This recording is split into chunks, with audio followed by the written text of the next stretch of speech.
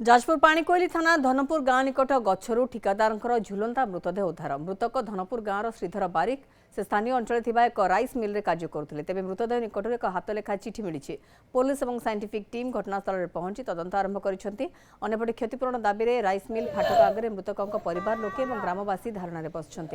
Shridhar rice mill श्रमिक ठिकादार भाव में कार्य करुले। तेज गतकाली से घर को फेरी नथिबा बेले आज सकाळु राइस मिल पछरे एक गछरु तांकर मृतदेह मिली।